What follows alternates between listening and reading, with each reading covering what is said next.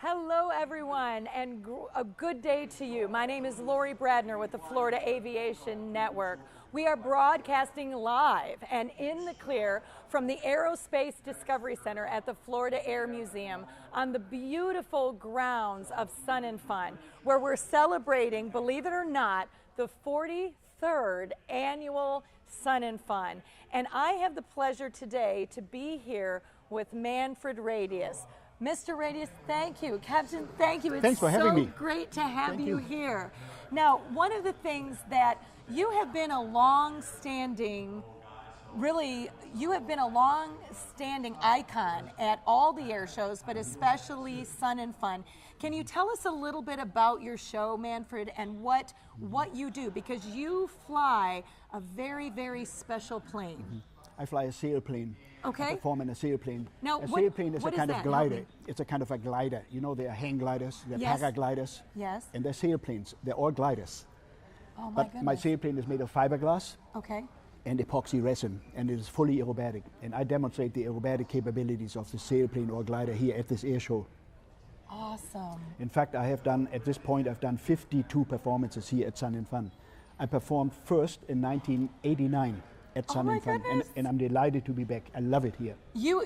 So definitely, Manfred, you're one of the pillars that Sun and Fun is truly built on. Now, talk to me a little bit about your background. How did you get in? Because a sailplane and a glider, how did you get into that? Can you tell our viewers and our audience, because you do something that's so beautiful and so spectacular during the air show, how did you get into doing that? Well, first of all, I started in the sport of soaring. Okay. When I was 17 years old in Hamburg, Germany. Now, what is that, Manfred? What is soaring? Can you explain to the viewers what that is? The sport of flying sailplanes is called soaring. Okay. The sport of flying hang gliders is called hang gliding. Okay. And paragliders is called paragliding. All right. But flying sailplanes is called soaring. Now, the word soaring means going up, of course, and what the glider pilot normally is using is rising air currents. Okay. First, a glider or sailplane has to get towed to altitude, and normally a glider gets towed to 2,000 feet. Then the glider pilot releases and is looking for a rising air current, such as a thermal. So once the pilot has found a thermal, he or she turns the glider to stay in it and rises and climbs in the rising air current, in a thermal. So that's soaring. And so when I was 17 years old, or as a child, as a matter of fact, where I grew up in a suburb of Hamburg, I used to ride the bicycle a lot. And one day, by coincidence, I found the gliding club. I didn't know it was there, I just happened to find it. Okay. And a member of the club told me that for 10 Deutschmarks I could take a ride in a glider. I had no money with me, but I came back another time with the money and took a ride. The pilot was a lady. Yes. It was a lady, and the club at that time did not have aero tow, they had winch tow.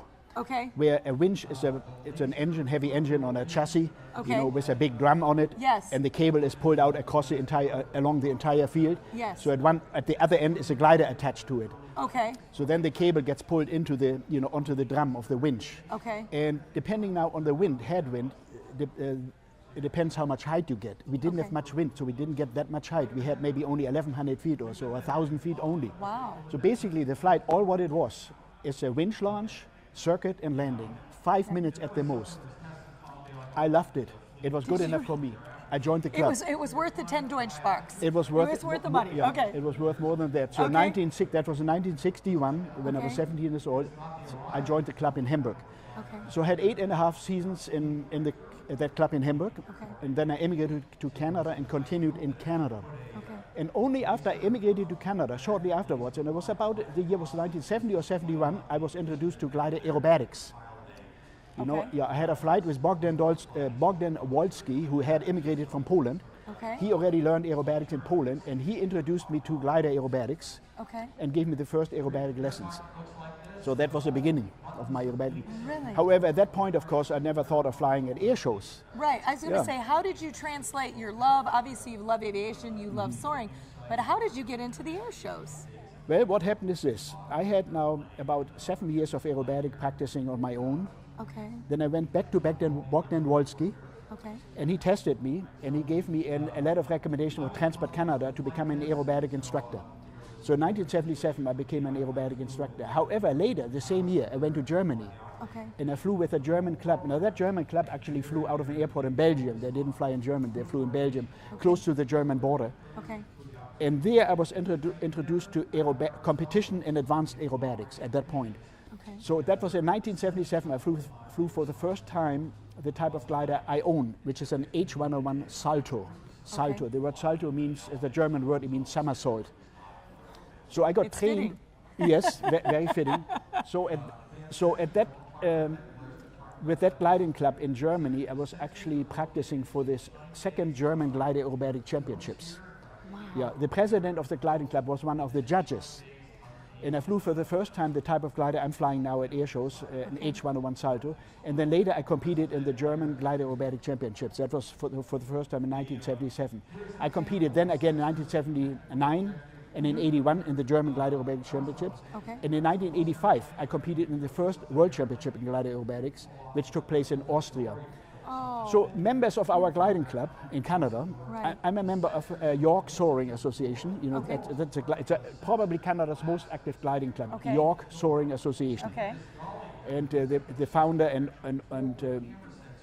and president, former president, is Walter Schmäler. He founded the club. Okay. And at one point he owned everything. You know, he owned the aircraft, he owned the field, but in the meantime he sold it to the club. Okay. And anyway, so some members of the York Soaring Association, they suggested that I fly at air shows. In fact, one member told me, he said to me, "You want to fly at the Hamilton Air Show?" I said to him, do you think they let me fly? He says, yes, they will. He was on the board of directors. That helps, doesn't it? Yeah, yeah, yeah. that helps, absolutely. So that the first time I flew at the Hamilton Air Show, and the year was something like 1987 or so, 86 or 87. I'm Okay. not sure. So I have now 31 years of flying at air shows, 31 years. Oh my goodness.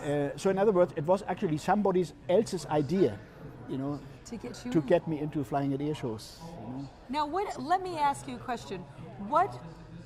Where is with the soaring societies? Now, that was in Canada. Are you involved with soaring societies in the States, or can you talk to us a little bit about that and how active they are? Yes. The head organization for the sport of soaring in the United States is the Soaring Society of America. Okay.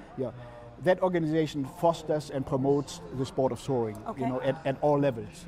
And so I'm a member of the Soaring Society of America. Okay. Yes, and the Canadian organization is the Soaring Association of Canada. Okay. You know, it does the same thing. Now, are know, you in still Canada. involved with that organization? Well, as I'm a member of both. You're a member I'm of a member both. of both. Okay. Yes. Okay. And if anyone wants to learn about the sport of soaring, find out what's all about, Yes.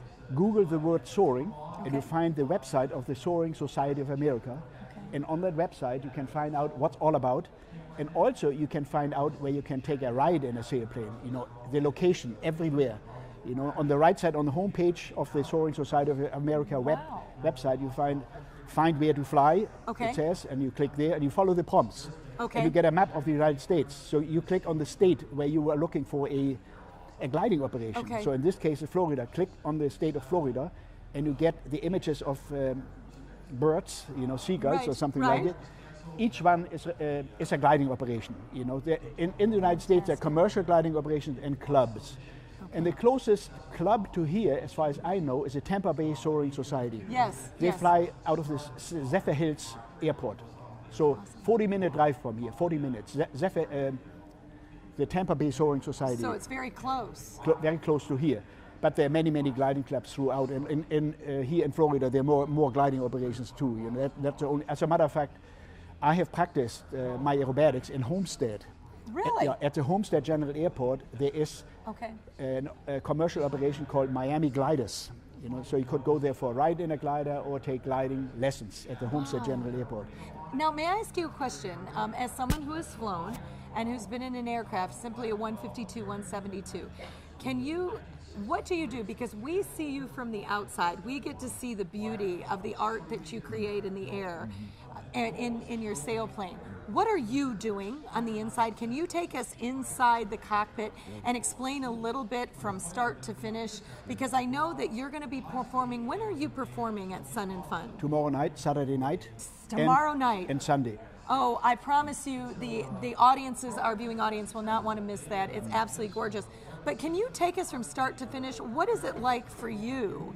Can you take us inside the cockpit with you? What do you do? The glider, a sailplane, has the same controls an airplane has. Okay. It's 3-axis control. So we're having a stick, Okay. not a yoke, but a stick. It's a stick. And the feet are on the rudder pedals. Okay. So on the stick are two controls like any other airplane has. Okay. Elevator for speed control, so pulling back and pushing. Right. Aileron for banking or keeping the wings level. Okay. And the rudder, of course, is for yawing the glider, Okay. which is a rotation around the vertical axis. Right. Normally, you don't yaw it by itself, but to make a turn coordinated, you apply aileron, bank, and rudder at the same time to make it a coordinated turn. So that I remember that from my lessons. Yeah. And we're having an instrument on the canopy. It's taped on the canopy. It's a woolen thread, about 6 inches or so long. And that woolen thread is called yaw string. And it shows us whether the glider is slipping or skidding. It shows us whether the glider is not flying straight through the air, because a yaw string, you want it all the time going straight back. And if not, it'll slide. That is right. So in a turn, for instance, you could be making two mistakes. You could give not enough rudder and the glider would be slipping into the turn. Okay. Or and in that case, the yaw string moves to the outside of the turn. Or you could be skidding. You're giving too much rudder, and the glider or airplane would be skidding to the outside of the turn. And then the yaw goes to string the would inside move of the turn, inside. which is not good. Okay. You don't want that. So even in a turn, you want the yaw string straight back. Okay. Very useful instrument. And in straight flight, of course, naturally you want it straight back, because you always want the airflow coming straight from the front. Otherwise, if the airflow comes from the side, the glider produces more drag and the rate of descent is higher. However, there is a maneuver where you want that, and that's a side slip. Okay. If you want to come in, say you come in a bit high on final approach, you can side slip. So you're giving actually bank in one direction, rudder in the opposite direction. So the glider will side slip. Okay. And that is intentionally, you want to produce more drag. Now, when you do the air show here, obviously they're not using the winch to take you. They use a tow plate. What altitude do you start at, Manfred? And then how long is the show, and what do you do? Can you talk from start to finish as far as when you start, when you finish, and how much altitude are you losing throughout the show? Everything. Okay, good answer. I get taught by Professor Pat Anderson. Okay. Professor Pat Anderson and his wife, Professor Carolina Anderson. Both are professors, and they teach at Embry-Riddle in Daytona Beach. Wonderful school. And Professor Pat Anderson has taught me here over the past several years. Okay. And he taught me in a Cessna 185. Okay. And he is, by the way, the founder of a flying club, the Eagle Sport Aviation Club.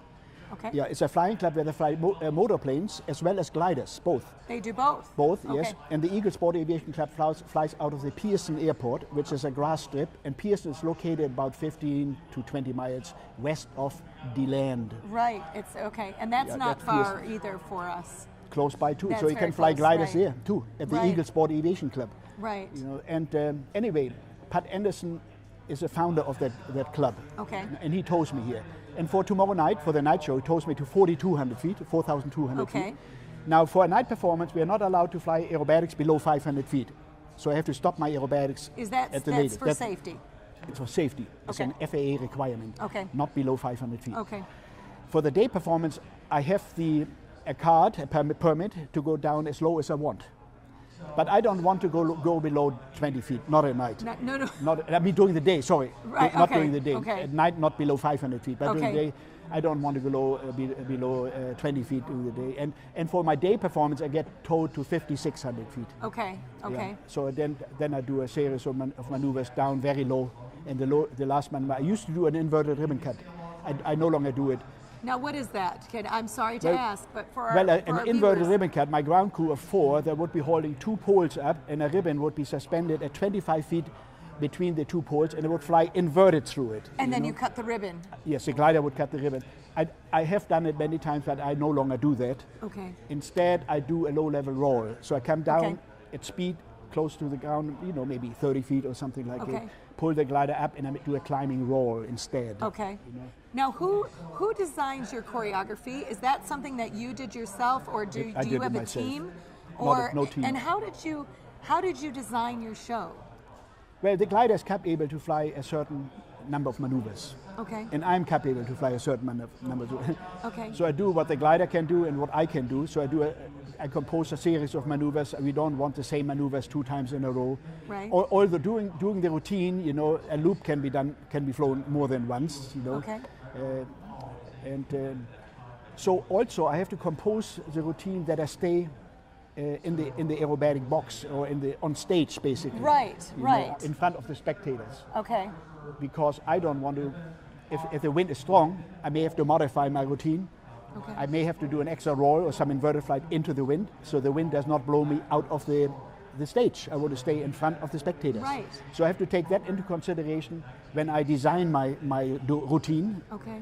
And I have to be flexible, however, because depending on the wind and even updrafts and downdrafts, Yes. I have to modify very often my performance. So there are occasions where there's a large thermal, and I'm not losing as much height as I normally would do. You know, a strong rising air current. Okay. Sometimes I can add 1 or 2 maneuvers, sometimes even 3 maneuvers. I can add them. Because you have the elevation and the Right, height to because be able I didn't to come add. down Okay. as quickly. I have the height. You know, I didn't lose as much height. Okay. On the other hand, sometimes there are downdrafts. You know, in that case of a downdraft, I may have to cut out 1 or 2 maneuvers. Okay. So I have to pay attention to my altitude also. Okay. Not only that I'm in front of the spectators, but I have to pay attention to the altitude I'm having, so I'm not getting too low. Okay. Now, do you still instruct, Manfred? Do you take students? Do you still instruct? Occasionally. Do you instruct occasionally? Okay. I'm not as active anymore as I have been. How long did you instruct? How long were you an instructor? And where did you teach out of? That was a question I've never asked you. I became a gliding instructor in 1972. Right. Okay. And at that time, I was a member of the Caledon Gliding Club, which no longer exists. Okay. Hasn't existed for many, many years. And in 1976, I joined York Soaring, or York right. Soaring Association. That's the one that you told me about. So if you Google that, you can find out everything about the York Soaring Association. Okay. It is probably Canada's most active club. We are very, very active. That's awesome. During the summer month, weather permitting, members come out during the week. Okay.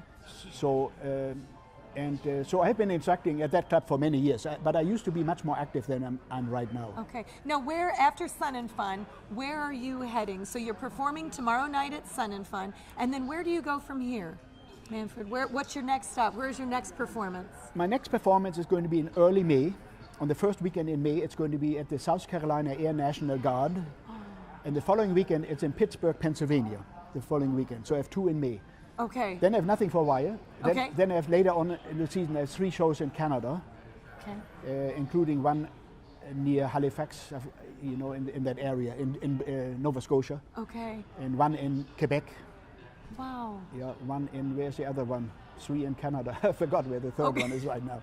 Well, they definitely keep you busy. And then in October, well, at that particular time, yes. Okay. And in October, I have a show in Culpeper, Virginia. Okay. Yeah. Well, that's wonderful. Well, Manfred, I cannot thank you again for joining us. It is always my joy and an honor to speak with you. I cannot wait. I will be there tomorrow night, so wave to me. I'll be waving to you from the ground. Awesome. And ladies and gentlemen, I promise please do not miss the air show, and that is on Saturday night. Manfred will be there performing in his sailplane, and it is absolutely, I will tell you, it is exquisite and artistic. Thanks so much. And thank you for that. Again, my name is Lori Bradner. We are live with the 43rd Annual Sun and Fun. We are broadcasting in the clear from the Aerospace Discovery at the museum, at the Florida Air Museum. Please come see us. We've got beautiful weather. Hopefully the winds will stay calm for us, and that will be wonderful for not only the air show today, but also for tomorrow. Ladies and gentlemen, again, Manfred, it is an honor, as always, to have you here. Thank you, Lori. And my name is Lori Bradner, broadcasting live from the Florida Aviation Network. Please come see us today.